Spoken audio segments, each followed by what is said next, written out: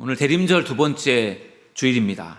강단에 있는 우리 5개의 초에 초 중에 2개의 초에 불이 들어왔습니다. 강림절, 대림절 두 번째 주일 이런 의미가 되겠습니다.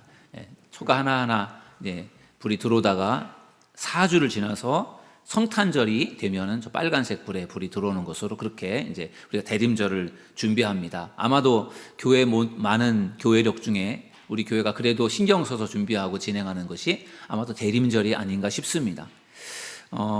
대림절은 이 땅에 오신 아기 예수님을 축하하고 기다리는 절기이고 또 동시에 다시 오실 예수님, 재림 예수님을 기다리는 그러한 시간입니다. 지난 주일에는 깨어있으라 이런 말씀으로 주님이 다시 오심을 준비하는 성도의 태도에 대해서 말씀을 나누었습니다. 오늘 본문은 바로 그 준비의 첫걸음이라고 말할 수 있는 회개하라, 천국이 가까웠느니라. 다시 오실 예수님을 준비하는 첫걸음이 뭐냐? 회개하는 것임을 믿으시기를 주님의 이름으로 축원합니다. 세례요한은 회개하라, 천국이 가까웠다 이런 말씀을 외치는데 신약 성경에서 회개라고 하는 것은 단지 마음속으로 죄책감을 느끼는 것이 아니라 잘못에서 돌이키는 것, 그게 회개라는 것을 오늘 여러분들 발견하시고 오늘 말씀을 들으면서 여러분들이 마음속에 정말 회개하며 돌이킬 수 있는 것들을 돌이킬 수 있는 귀한 시간이 되기를 주님의 이름으로 축원합니다. 세례요한은 누구인가? 먼저 세례요한에 대해서 좀 나눠보도록 하겠습니다. 오늘 읽은 마태복음에는 세례요한이 누구인지에 대해서 자세하게 소개가 되어 있지 않아요. 세례요한이 특히 어떻게 출생이 되었는지에 대한 출생에 대한 이야기가 오늘 마태복음에는 없습니다. 그런데 누가복음을 보면은 자세하게 세례요한에 대해서 소개가 되고 있어서 누가복음을 토대로 해서 세례요한이 어떻게 태어났는지를 좀 살펴보도록 하겠습니다. 세례요한은 제사장 사가랴 그리고 어머니 엘리사벳이라고 하는 사가랴와 엘리사벳 사이에서 태어났습니다. 그러니까 아버지가 제사장이었고 세례요한도 사실은 제사장인 것이죠. 그런데 세례요한은 제사장으로서의 사역을 감당하지 않고 그는 선지자로서의 사역을 감당을 하게 됩니다. 세례요한의 어머니 엘리사벳은 한나처럼 불임 여성이었어요. 아기를 낳지 못하는 여성이었어요. 그래서 사가랴도 그렇고 엘리사벳도 그렇고 나이가 늙은 나이가 될 동안 아이가 없었어요. 그런데 어느 날 이 사가랴 선지자가 성전에서 이제 주의 사역을 감당하고 있는데 천사가 나타나서 이렇게 말해 주었습니다. 누가복음 1장 13절에 보면요, 천사가 그에게 이르되 사가랴여 무서워하지 말라. 너의 간구함이 들린지라. 내 아내 엘리사벳이 내게 아들을 낳아 주리니 그 이름을 요한이라 하라. 아멘. 일종의 수태고지라고 하죠. 천사가 나타나서 아이를 낳을 것이다 이런 이야기를 들려준 그것을 이제 사가랴가 들은 겁니다. 이 소식을 가브리엘 천사에게 사가랴가 들었을 때 사가랴가 깜짝 놀라면서 이렇게 반응을 합니다. 아니 내가 늙고 나의 아내도 늙어서 나이가 많은데 어떻게 우리가 아이를 낳을 수 있습니까? 그러자 천사 가브리엘이 사가랴 제사장에게 이렇게 말합니다. 너는 이 일이 이루어질 때까지 말 못하는 자가 될 것이니 이는 내가 내 말을 믿지 않았음이라. 아멘. 그 이후에 사가랴 제사장이 말을 못하게 됩니다. 그리고 엘리사벳이 잉태를 하게 되고 그리고 임신 6달째가 되었을 때 이번에는 천사가 나사렛에 있는 마리아라고 하는 여성에게 나타나서 이렇게 말해줍니다. 누가복음 1장 31절에 보면은 보라 내가 잉태하여 아들을 낳으리니 그 이름을 예수라 하라. 아멘. 우리가 너무나 잘 알고 있는 말씀이에요. 근데 아주 비슷한 말씀을 사가랴 제사장에게도 천사가 들려준 것이죠. 누가복음 1장 바로 앞부분에서 우리가 읽었던 것처럼 마리아에게도 천사가 너가 잉태해서 아들을 낳을 것이다 이렇게 말해 주었을 때 마리아도 이런 반응을 보입니다. 아니 저는 남자를 모르는 사람입니다. 그런데 어떻게 제가 아이를 낳는다고 하십니까? 그렇게 반문을 할 때 천사가 마리아에게 이렇게 말해줍니다.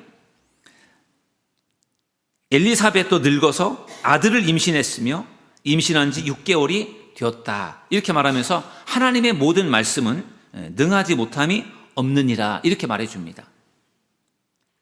사가랴 제사장도 늙었기 때문에 아내가 아이를 낳을 것이다라고 하는 그 천사의 말을 믿지 못했는데, 마찬가지로 마리아도 결혼도 하지 않은 상태로 처녀인데 자기가 아이를 낳는다고 하니까 그거를 믿기가 어려웠던 거예요. 그렇지만 천사는 하나님의 말씀은 능치 못함이 없다라는 그런 말씀을 통해서 믿음을 갖기를 원했고, 마리아는 그것을 믿음으로 받아들이게 되는 것이 그 이후에 나와 있는 말씀을 통해서 우리가 알게 되는 것이죠. 제가 이 말씀을 드리는 것은 세례 요한이 예수님보다 6개월이 앞에 있다라는 거예요. 6개월 먼저 임신을 했고 6개월 먼저 세상에 태어나게 되고 6개월 먼저 예수님보다 활동을 하고 사역을 하는 것이 그게 바로 세례 요한의 사역입니다. 여러분, 구약 성경의 마지막 성경이 어떤 성경이죠? 구약 성경의 마지막 성경이 말라기입니다. 말라기. 마태복음 바로 직전에 있는 성경이 말라기예요. 그리고 말라기서 5장이 끝나면서 몇 장 넘기면 바로 마태복음으로 연결이 됩니다. 우리가 성경책으로 볼 때는 구약 성경 말라기가 끝나면서 신약 성경 마태복음으로 연결되는 그 페이지 수가 별로 몇 장밖에 안 되는데 바로 연결이 되는데, 시대적으로 시간으로 볼 때는요, 구약 성경 말라기서가 끝나고 신약 성경 마태복음이 시작되는 그 중간 갭이 400년입니다. 400년. 400년의 갭이 있어요. 그래서 그 시기를 신구약 중간기라고 해요. 그 400년 동안에는 아무 선지자가 없어요. 말라기 선지자 이후에 신약 성경에 새로운 선지자가 나타나기까지 400년 동안의 공백 기간이, 그게 어떻게 보면 성경의 암흑기이기도 한데 그때는 아무 선지자가 없습니다. 그래서 말라기 이 선지자가 이렇게 이제 그 예언을 하는데, 말라기 4장 5절에서 6절 말씀을 보면은, 보라, 여호와의 크고 두려운 날이 이르기 전에 내가 선지자 엘리야를 너희에게 보내리니 그가 아버지의 마음을 자녀에게로 돌이키게 하고 자녀들의 마음을 그들의 아버지에게로 돌이키게 하리라. 아멘. 말라기 선지자가 마지막 성경 구절에서 예언하는 말씀이 내가 선지자 엘리야를 너희에게로 보낼 것이다, 이렇게 말합니다. 여기에서 말하는 이 선지자 엘리야가 누구를 말하느냐? 바로 세례 요한을 말합니다. 그래서 세례 요한이 그 예언을 이루게 되는 것이죠. 그래서 마태복음에서 세례 요한이 등장을 하게 됩니다. 하나님의 약속의 말씀의 성취이고 세례 요한이 등장이 되는데, 오늘 이제 본문 말씀은 세례 요한이 사역하는 본문들에 대해서 소개를 할 때 세례 요한의 인상착의를 말씀해 줍니다. 마태복음 3장 4절에 보면은, 이 요한은 낙타 털 옷을 입고 허리에 가죽 띠를 띠고 음식은 메뚜기와 석청이었더라. 아멘.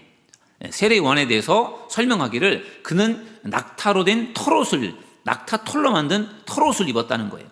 그리고 그 털옷이 몸에 잘 맞도록 꽉 허리띠를 졸라매어서 가죽띠로 허리띠를 졸라매었고, 그리고 그가 먹는 음식은 메뚜기와 석청이었다. 그 당시 고대 근동 지역에서는 메뚜기를 잡아서 맛있게 요리해서 먹었다고 합니다. 메뚜기를 음식으로 즐겨 먹었는데, 광야 생활을 하기 때문에 세례 요한도 광야에서 메뚜기를 잡아먹었고, 그리고 석청이라고 하는 것은 야생꿀을 의미합니다. 메뚜기를 잡아먹고 야생꿀을 먹으면서 그렇게 광야에서 구별된 삶을 살았던 것이 바로 세례 요한의 삶이었습니다. 그렇다면 이 세례 요한이 이제 신비롭게 태어났고, 그리고 그가 이제 어떻게 보면 예수님보다 먼저 광야에서 그가 사역을 시작을 하는데, 그가 광야에서 무슨 일을 하는가?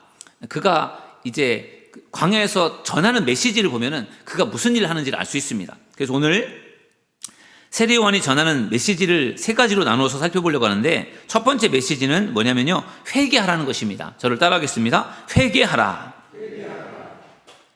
오늘 본문 마태복음 3장 1절에서 2절 말씀을 우리 다 같이 한번 읽어보실까요? 시작. 그때 세례 요한이 이르러 유대 광야에서 전파하여 말하되 회개하라, 천국이 가까이 왔느니라 하였으니. 아멘. 여러분, 세례 요한의 사역이 어디에서 시작이 되었습니까? 유대 광야에서 시작이 되었습니다. 유대 광야에서 세례 요한은 뭐라고 외쳤습니까? 회개하라고 외쳤어요. 회개하라. 회개하십시오. 그러면서 천국이 가까이 왔습니다, 이렇게 외쳤습니다. 여러분, 회개하라고 하는 것이 세례 요한이 증거하는 메시지의 핵심임을 믿으시길 주님의 이름으로 축원합니다. 아까도 말씀드렸던 것처럼 말라기 선지자 이후에 세례 요한이 오기까지 400년 동안의 선지자가 없어요.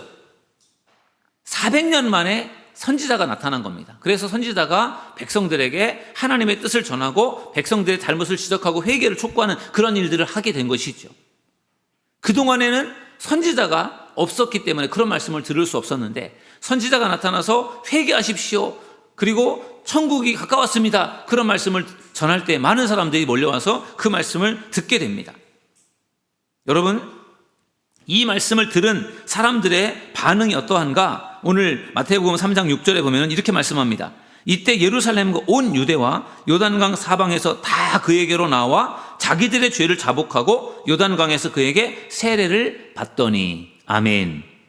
세례 요한이 400년 만에 선지자가 나타나서 회개를 촉구하고 그리고 하나님의 나라가 가까웠다라고 그렇게 말씀을 전하면서 죄를 뉘우치는 자들에게 요단강에서 세례를 베풀었습니다. 그 세례 의식은 아주 독특한 것이었어요.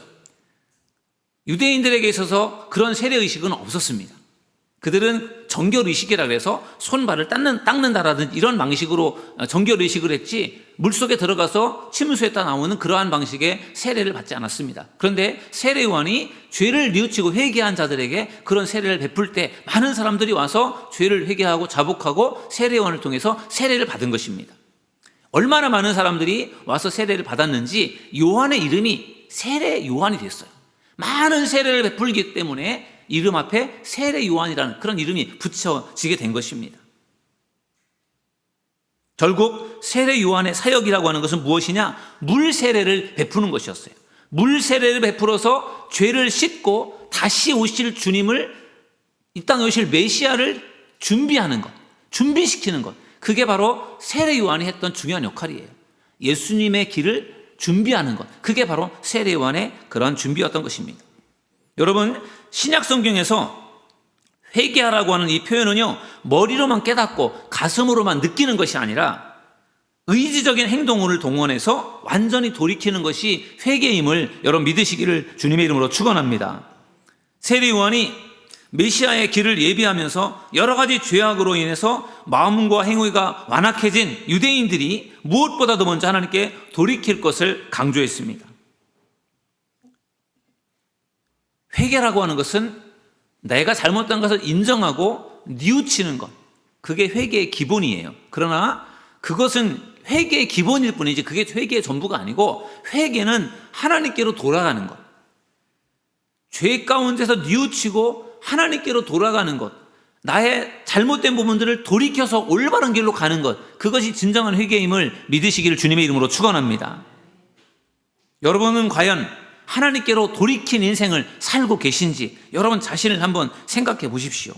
과연 여러분은 올 2025년도 한 해 동안 얼마나 하나님께로 나아가기 위해 힘쓰셨는지 여러분 자신의 모습을 돌아보시기를 바랍니다.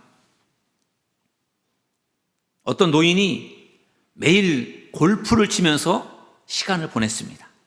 이 노인은 내가 늙은 나이에도 골프를 치면서 내가 건강을 관리하고 그리고 내가 이렇게 즐겁게 생활할 수 있다는 것에 대해서 굉장히 자부심을 갖고 자랑스러워 했습니다. 어느 날 꿈에 하나님이 나타나셔서 이 노인에게 이런 말씀을 들려주십니다. 아무개야, 너는 지금 내 인생의 황금기를 그렇게 한가하게 골프나 치면서 허비하느냐? 내가 지금 골프나 치면서 그렇게 살라고 내가 너를 살려준 줄 아느냐? 너가 이 땅에 사는 이유는 너에게 사명이 있기 때문이다. 하나님께서 이렇게 말씀을 하셨어요. 그 말씀을 듣는 이 노인이 깜짝 놀랐다는 거예요. 그리고 잠에서 깨어나서, 꿈에서 깨어나서 하나님 앞에 회개를 했다고 합니다. 하나님이 저에게 건강을 주시고 저에게 이렇게 오랫동안 건강하게 살 수 있게 하신 이유가 하나님께서 저에게 주신 사명 때문인데 앞으로 제가 그 사명을 열심히 감당하겠습니다. 이렇게 회개하고 돌이켰다고 합니다. 여러분, 과연 여러분들은 어떻습니까? 여러분들은 정말 이 땅에 살아가면서 하나님을 위해서 얼마나 노력하고 계십니까? 얼마나 믿음을 지키기 위해서 애를 쓰고 계십니까? 행여나 여러분들의 관심과 여러분의 삶이 세상 속에 빠져 있다고 한다면 여러분의 삶을 돌이킬 수 있기를 주님의 이름으로 축원합니다. 첫 번째로 세례 요한이 증거한 메시지는 회개하라는 메시지였고, 두 번째 메시지는 주의 길을 준비하라는 것입니다. 저를 따라하겠습니다. 주의 길을 준비하라. 마태복음 3장 3절 말씀에 보면은 이렇게 말씀하고 있습니다. 그는 선지자 이사야를 통하여 말씀하신 자라. 일러스되 광야에 외치는 자의 소리가 있어 이르되 너희는 주의 길을 준비하라. 그가 오실 길을 곧게 하라 하였느니라. 아멘. 여기에 보면 세례 요한의 사명이 잘 나타나 있습니다. 세례 요한의 사명이 무엇입니까? 광야에서 외치는 자의 소리예요. 광야에서 외치는 것이 바로 세례 요한의 사명이었습니다. 그러면 광야에서 세례 요한이 무엇을 외쳤습니까? 너희는 주의 길을 준비하라. 이걸 외친 거예요. 그리고 이 말씀은 여러분들 성경책을 보면은 이 말씀이 인용되었기 때문에 조금 안쪽으로 들여써서 이렇게 써져 있어요. 본문에서 안쪽으로 좀 들여 쓰기로 되어 있거든요. 인용이 된 거예요. 이 인용된 말씀은 이사야서 40장 3절 말씀을 인용한 것입니다. 이 말씀은 세례 요한이 전한 메시지이긴 하지만 세례 요한이 자기가 전한 메시지가 아니라 이사야서 40장 3절을 인용해서 그 말씀을 전한 거예요. 그러면은 이사야 40장 3절이라는 이 말씀은 어떤 의미가 있는 말씀인가 하면은 이스라엘 백성들이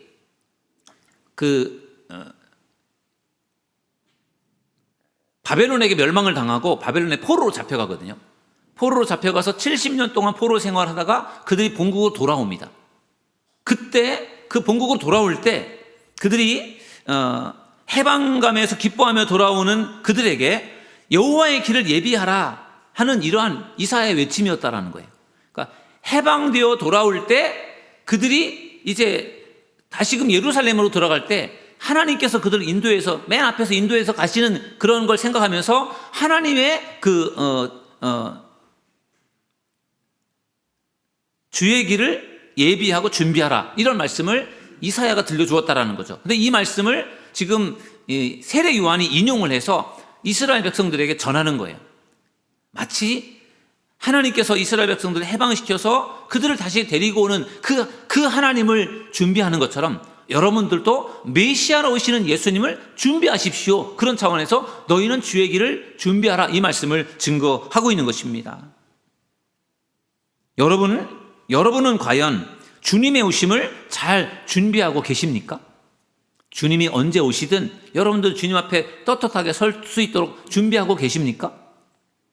기독교인이라고 하는 이름이 우리를 하나님의 심판으로부터 우리를 보살펴 줄 수 있다고 생각을 하십니까? 그리스도인이라는 이름, 내가 교회를 다닌다라는 그것이 우리를 하나님의 심판으로부터 지켜줄 수는 없습니다. 우리에게는 정말 성령의 전신갑주를 입는 것과 우리가 말씀과 기도로 깨어 있어서 우리가 등불을 준비하고 믿음을 준비할 때, 기름을 준비할 때 그것이 바로 다시 오실 예수님을 준비하는 준비임을 믿으시기를 주님의 이름으로 축원합니다. 세례 요한은 분명한 자기 정체성을 가지고 있었습니다. 그가 세례를 베풀 때 많은 사람들이 몰려왔고 그리고 세례 요한을 메시아로 생각을 합니다. 유대인들은 메시아를 오래전부터 기다렸거든요. 이스라엘 백성들에게 해방을 줄 수 있는 능력 있는 지도자를 메시아를 기다렸는데 세례 요한이 하는 걸 보니까 이분이 메시아인가 보다 그렇게 생각을 해서 세례 요한에게 몰려와서 당신이 메시아죠 하면서 세례 요한을 메시아로 그렇게 받들려고 합니다. 그때 세례 요한이 이렇게 반응을 합니다.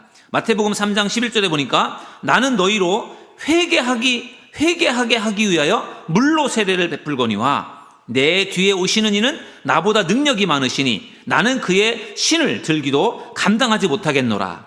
그는 성령과 불로 너희에게 세례를 베푸실 것이요. 아멘.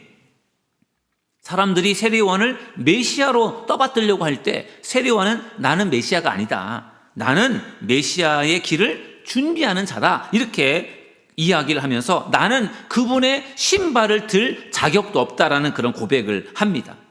여러분 당시에 이스라엘에서는 신발을 드는 사람들이 종이나 이방 사람들이었다는 거예요.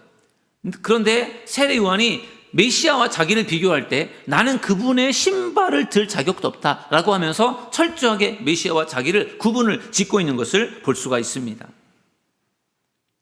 자신은 예수님과는 근본적으로 다르다. 메시아와는 근본적으로 다르다라고 하는 것을 밝힌 것입니다. 그러면서 세례요한이 또 중요한 말씀을 하죠. 나는 물로 세례를 베풀지만 내 뒤에 오시는 분은 불과 성령으로 세례를 베풀 것이다. 이렇게 말해줍니다. 사람들은 세례요한에게서 와서 세례를 받아서 그것으로 죄를 용서받고 그것으로 큰 그런 은혜를 경험했다고 생각을 했는데, 세례요한은 그게 끝이 아니고 내 뒤에 오실 분이 있는데 그분은, 나는 물이지만 그분은 불로 성령으로 세례를 베풀 것이니 그것을 너희들이 사모하라, 이렇게 말씀을 전해준 것입니다. 세례요한은 물 세례가 다가 아니라 불 세례, 성령 세례를 받아야 된다라고 가르쳐 준 것입니다. 여기 계신 분들은 아마 다 물 세례를 받으신 분들일 거예요.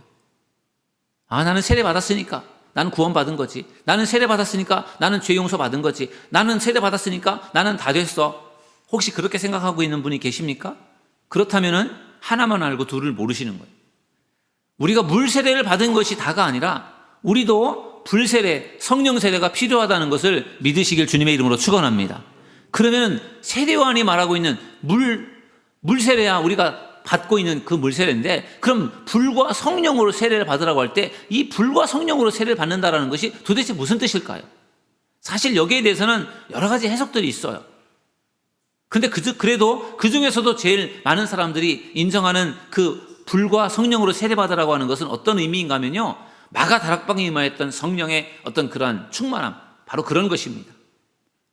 여러분들이 잘 아시는 것처럼 예수님께서 부활 승천하신 이후에 약속하신 성령을 사모하는 마음으로 120명의 성도들이 마가 다락방에 모여서 거기서 기도를 합니다.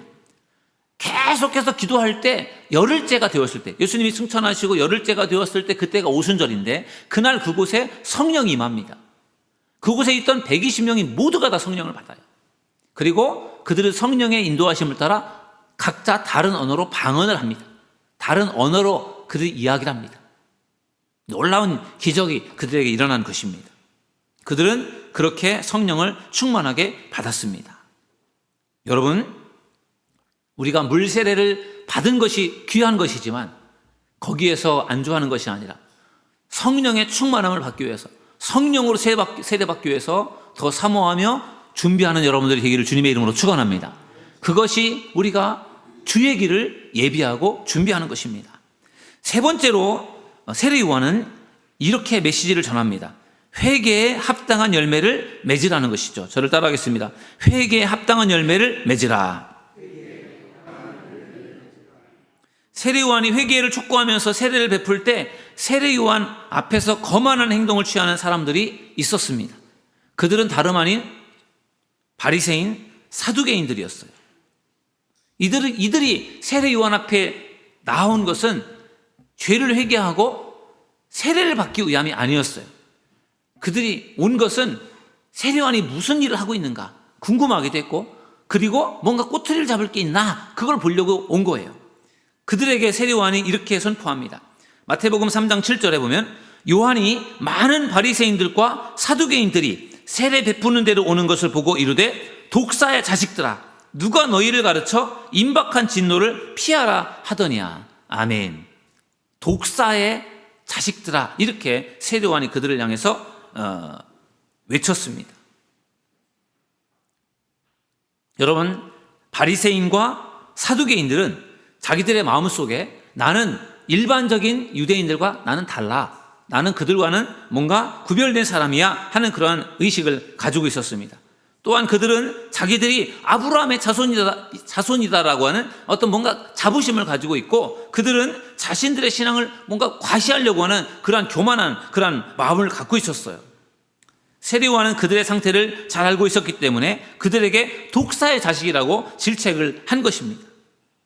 여기서 독사의 자식이라고 하면은 선천적으로 악해서 심판을 피할 수 없는 존재를 독사의 자식이라고 말합니다.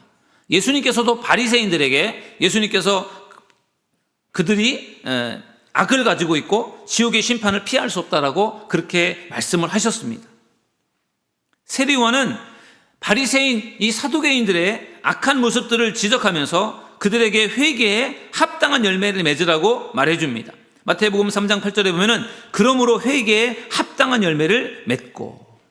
여러분, 여기서 회개에 합당한 열매를 맺고라는 말씀이 참 중요합니다. 여러분들 우리가 다 기도하면서 회개를 합니다. 잘못한 부분들을 깨닫고 뉘우치고 회개를 하잖아요. 여러분, 그러나 그것이 그냥 입술로만 고백하고 내 마음속으로만 인정하는 그것은 진정한 회개가 아니에요. 회개를 했으면 회개에 합당한 열매를 맺어야 된다는 거예요. 회개에 합당한 열매라고 하는 것은 회개한 사람에게서 나타나는 뭔가 달라진 증거라는 거예요. 세상에서 술을 마시고 담배를 피고 마음껏 세상에서 즐기면서 쾌락을 즐기면서 살았던 사람이 내가 이제 이렇게 살면 안 되겠다 생각을 하고 내가 예수 믿고 살아야지 이렇게 생각하고 교회를 나왔어요. 교회를 다닙니다. 교회를 다니는데 그가 내가 정말 회개하고 내가 이제는 전하고는 내가 다른 삶을 살아야지 그렇게 마음을 먹고 결심을 했는데 술도 안 끊어지고 담배도 안 끊어지고 그래서 여전히 교회를 다니면서도 술도 먹고 담배도 먹고 하면서 그렇게 산다는 거예요. 그럼 그 사람이 진정으로 회개한 사람으로 보여질까요? 진정으로 회개를 했다고 하면은 그가 술도 끊고 담배도 끊고 세상적인 쾌락들을 다 끊고 그가 정말 주님 앞에 온전히 헌신하면서 믿음으로 살아갈 때 저 사람 정말 회개했구나. 사람들이 그렇게 인정을 할 거예요. 하나님이 인정하기 전에 사람들이 저 사람 뭔가 달라졌구나. 그게 진짜 회개죠. 회개하고 교회를 다닌다고 하는데 할 것 다 하면서 그게 회개했다라고 하는 것은 그것은 말이 안 되는 것입니다.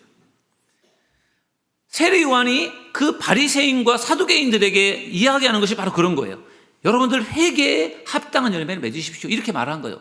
회개했다고 말은 하는데 전혀 회개한 것 같지 않은 삶을 살아가고 있는 그들에게 회개의 열매를 맺으라고 하는 것을 지적한 것입니다. 실제로 삶의 변화가 필요하다는 거죠. 그냥 입술로만 잘못했습니다. 용서해 주세요. 마음으로만 이거 내가 잘못했구나. 그것만 마음으로 느끼고 입술로만 고백하는 그게 진정한 회개가 아니라 회개에 합당한 열매.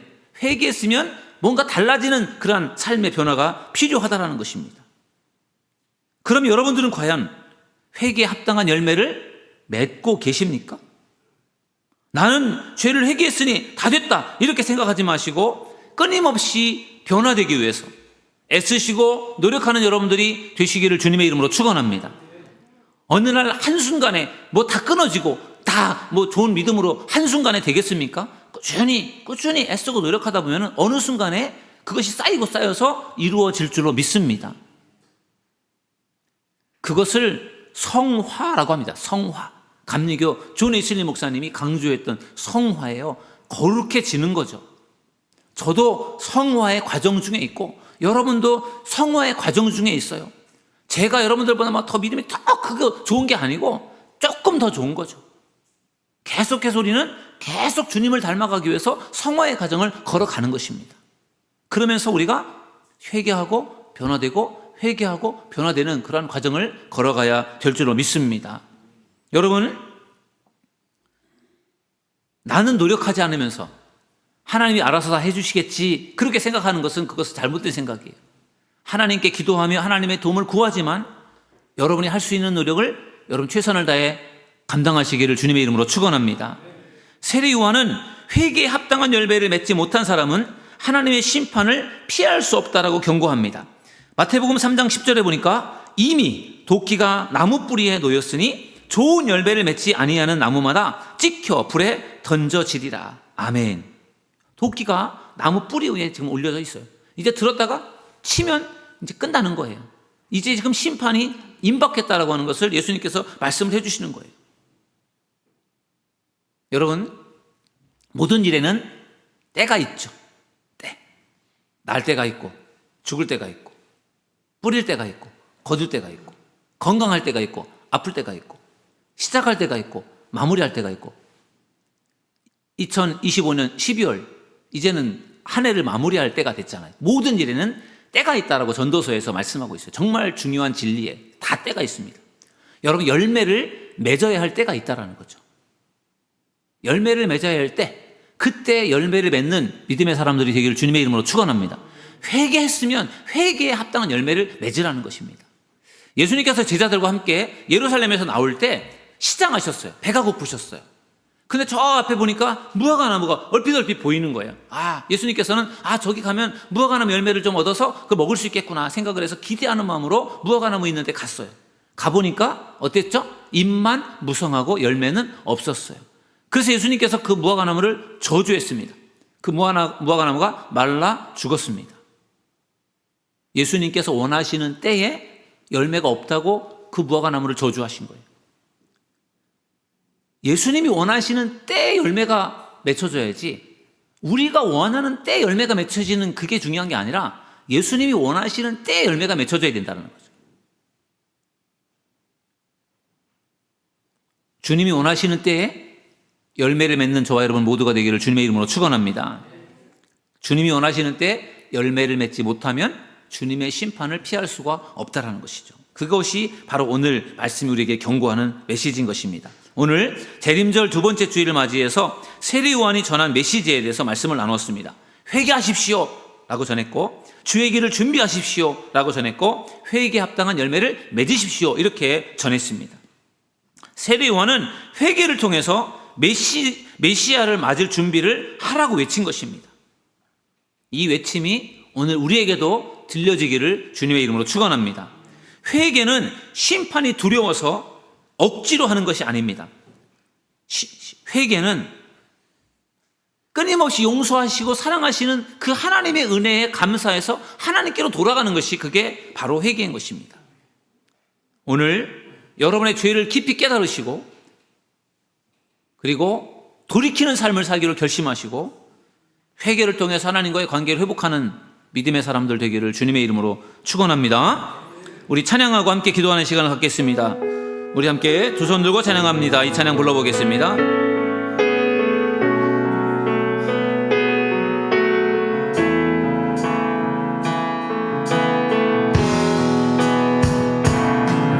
두 손 들고 찬양합니다. 다시 오실 왕 여호와께 오직 주만이 나를 다스리네. 나 주님만을 섬기리. 나 주님만을 섬기리. 헛된 마음 버리고 성령이여 내 영혼, 성령이여 내 영혼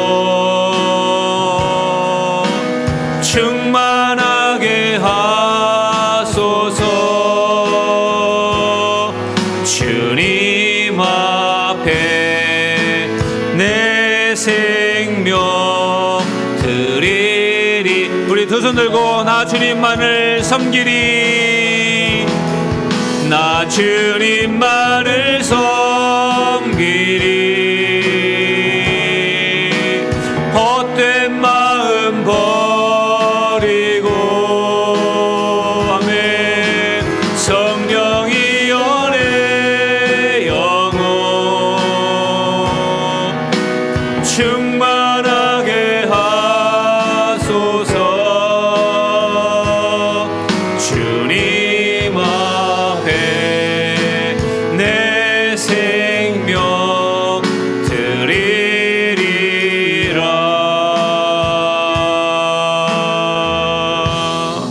아멘. 여러분, 이 시간에 눈을 감고 우리 기도할 때에 세례 요한이 선포한 메시지의 핵심은 회개하라는 것이었고요, 주에게를 준비하라는 것이었고, 회개에 합당한 열매를 맺으라는 것이었습니다. 세례 요한은 회개함으로 메시아를 맞이할 준비를 하라고 했습니다. 우리도 회개를 통해서 다시 오실 주님을 맞이할 준비를 해야 합니다. 이 시간 우리의 마음을 하나님께로 돌이킬 수 있게 해달라고, 이 시간 우리 주여 한번 부르짖고 통성으로 기도하겠습니다. 주여, 주여, 주여. 이 시간 주님께서 우리 가운데 함께하여 주시기 원합니다. 주님께로 우리가 돌이킬 수 있기를 원합니다. 세상 가운데 머물러 있지 않기를 원하고 주님을 향해 나아가게 하시고 주님께로 돌이킬 수 있는 저희들 되기 원합니다.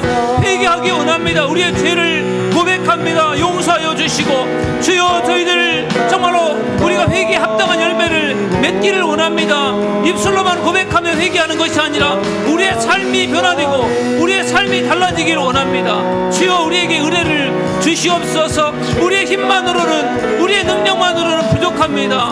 주여 도와주시옵소서. 감당할 수 있도록 힘을 주시고 능력을 주시옵소서. 충만하게 하여 주시옵소서. 하나님, 저희들 성령 받기 원합니다. 능력 받기 원합니다. 우리에게 하나님의 능력을 부어주셔서 충만하게 하여 주시고 주의 사명 감당할 수 있도록 역사하여 주옵소서. 이 시간 하나님께서 우리 가운데 함께하여 주옵소서. 우리의 마음 심령을 어루만져 주옵소서. 주여 간절한 마음으로 회개합니다. 주여 이곳에 임하여 주시옵소서. 우리의 기도를 받아주시고 우리의 죄를 용서하여 주옵소서. 충만하게 하여 주시옵소서. 주님만을 온전히 믿고 섬기는 저희들 되기 원합니다. 깨어 기도하게 하여 주시고 부르짖어 기도하는 저희들 모두가 될 수 있도록 역사하여 주시옵소서. 이 시간 주님 함께하여 주옵소서. 충만한 은혜로 채워주시고 돌이킬 수 있도록 은혜를 주시옵소서. 하나님 감사합니다. 오늘도 세례요한의 메시지를 통하여 우리에게 말씀해 주시니 감사합니다. 회개하라, 천국이 가까웠다고 말씀하셨습니다. 주님이 오실 때가 가까워왔습니다. 저희들 회개하게 하시고 깨어 기도하게 하시고 주님을 맞이하기에 부족함이 없는 준비된 사람들 되게 하여 주옵소서. 회개에 합당한 열매를 맺게 하셔서 회개만 하고 끝나는 것이 아니라 회개했으면 우리의 삶이 달라질 수 있도록 주여 도와주시고 우리의 힘과 능력만으로 부족할 때 하나님을 의지하면서 하나님의 도움을 구하는 저희들 되기를 원합니다. 저희들 성령의 충만함을 사모하며 갈망합니다. 우리에게 성령의 충만함을 부어주셔서 성령 받고 변화된 삶을 살아갈 수 있도록 저희들 인도하여 주시옵소서. 우리 주 예수님의 이름으로 기도드리옵나이다. 아멘.